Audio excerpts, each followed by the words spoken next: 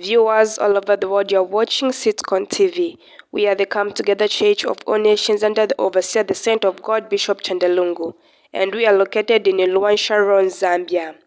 Viewers all over the world, the Saint of God, Bishop Chanda gave a prophecy not long ago that Christians will be persecuted and killed all over the world because of the name of Jesus Christ. Viewers, the Saint of God, Bishop Chanda is back to confirm this prophecy to be true. Keep watching Sitcom TV.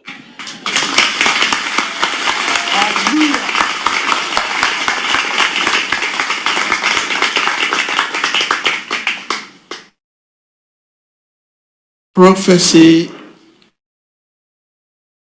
is given when there's no situation on the ground. Are you with me? Prophecy is given when there's no situation on the ground.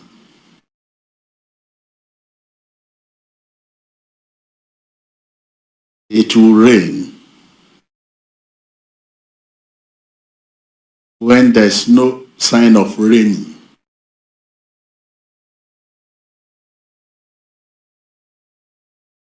It will die when there's no sign of death.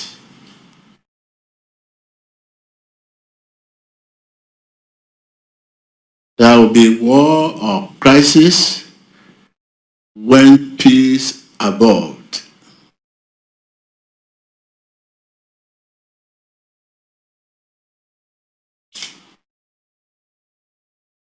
Here is prophecy. I'm going to give you, which has been released for the past 7 years. It was in my ICA. But they will play it out right now. I want you to enjoy it, watch it. Viewers all over the world, the video that you're about to watch right now will be showing you how Christians are being killed and tortured in different countries. Viewers, you can see how believers are being killed. This was just a confirmation of the prophecy that the Saint of God Bishop Chanda gave not long ago, that Christians will be persecuted and killed. Christians are being tormented physically and spiritually. So viewers, wherever you're watching us from, if you are a Christian, stay alert spiritually. Remember that God is watching. Viewers, now listen to this. Not far from now, I am seeing Christians who pass through difficulties. They will be persecuted, killed, and etc. This is the summary of the prophecy. If you want to hear more, keep watching Sitcom TV. Open Doors US has just released its annual World Watch List, and the global persecution trend is alarming. Although fewer Christians died for their violent attacks against Christians, and their churches are rising dramatically, especially in sub-Saharan Africa. Well, Ryan Brown is CEO of Open Doors US. He joins us to explain. Ryan, what's happening to Christians in sub-Saharan Africa, and why are the attacks worsening? Great question. Yes, I think one of the primary reasons is that so many of these countries are already considered fragile states, where governments do not necessarily have full control of what is going on in these countries. And therefore, in these countries, Christians can become easy targets for those that are looking to create instability within those environments. Christians can often be targets that they can go against, that they can do so with impunity. They've received no consequence for those actions because, again, Christians are not often protected or recognized by the governments in those areas. Although the overall global death numbers are down, I know you found that more than 82% of the Christians killed for faith reasons were in. Well, worldwide, 365 million Christians face persecution or discrimination for their faith. Each year, Open Doors International unveils its annual World Watch List, detailing the worst persecutors. This year's report focuses on alarming persecution trends in Africa. CBN's Gary Lane has more. The usual countries of concern top this year's Open Doors World Watch list. North Korea is the top persecutor of Christians, followed by Somalia, Libya, Eritrea, and Yemen, home of the Iranian-backed Houthi militia, the group attacking ships transiting the Red Sea. Open Doors U.S. CEO Ryan Brown says of the greatest concern is the rising tide of violence worldwide against followers of Christ, especially by Islamic and autocratic regimes in sub-Saharan Africa. Christians can become easy targets for those that are looking to create instability within those environments. They can do so with impunity. They've received no consequence for those actions because, again, Christians are not often protected or recognized by the governments in those areas. The report documents that 4,998 Christians died for their faith in 2023, but many deaths might go unreported. That's compared to 5,621 the previous year. Although the overall global death numbers are down, I know you found that more than 82% of the Christians killed for faith reasons. Viewers, now listen to this.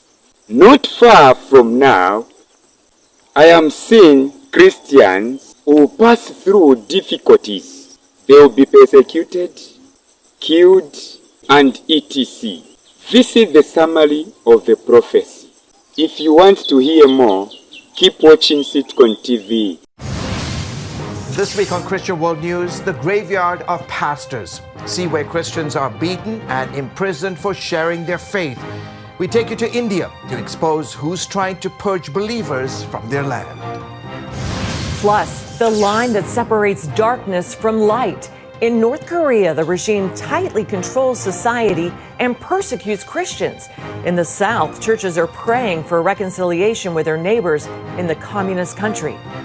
And churches knocked down and seminaries abandoned. See how Ireland's Christian legacy is at risk and the spiritual awakening rising up to save it.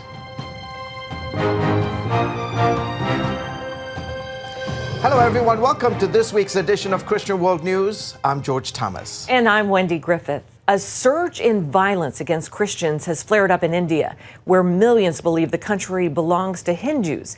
Many think all other religions must be eliminated from society. Human rights groups accuse India's Prime Minister of supporting this very extremist view. And in fact, several states have enacted laws to punish non-Hindus. Here's our report from Karnataka, India. He says the RSS singles out Christians because so many Hindus in India are abandoning their faith to follow Jesus Christ. One of the group's early founders referred to Christians as anti-national and hostile and should be treated as such. RSS members seen here often combine religious Hindu education with self-defense classes and exercises. They told us Christianity doesn't belong to a country because they are converting people. Therefore, we have to attack pastors and demolish their churches so that our country will remain a Hindu country. Hindus make up just under 80% of India's population. Muslims are at 14%. Christianity is India's third largest religion with about 26 million followers, or about 2.3% of the population, and their numbers are steadily growing.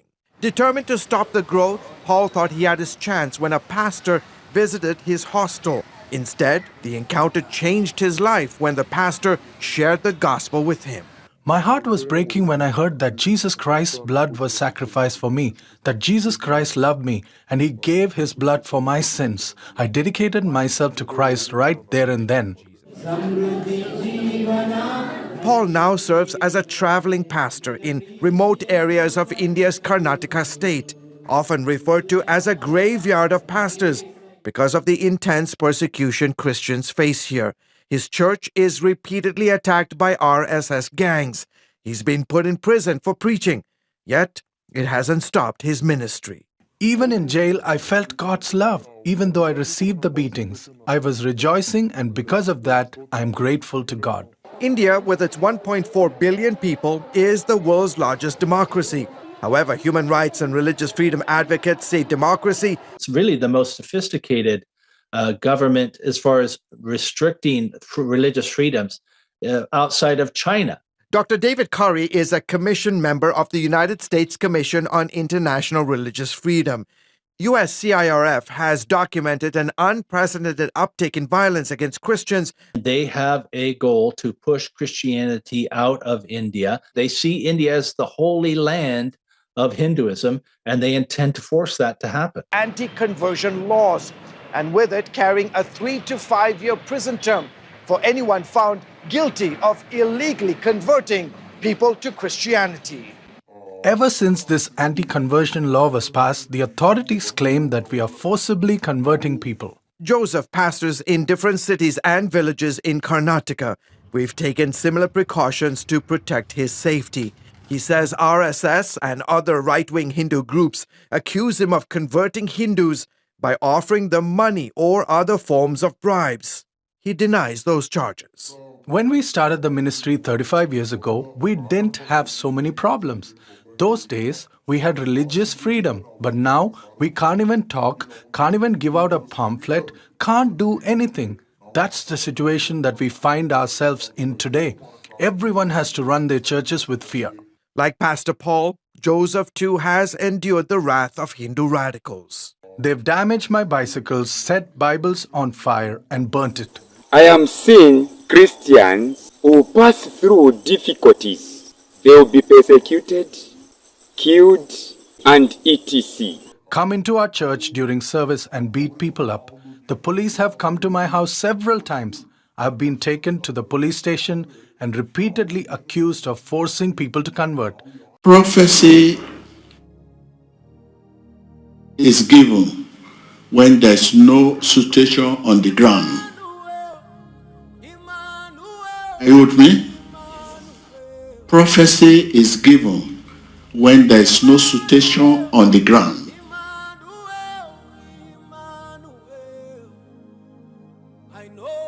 It will rain when there's no sign of rain.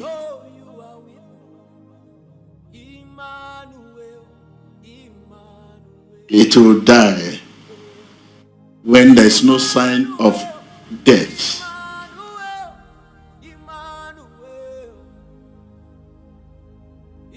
There will be war or crisis when peace abode.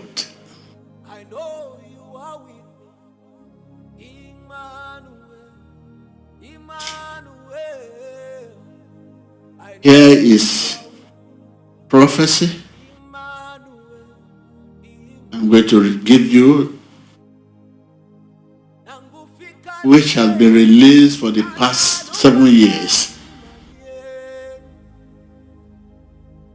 It was in my ICA. But they will play it out right now. I want you to enjoy it, watch it, and from this moment they will start playing it on Imani TV.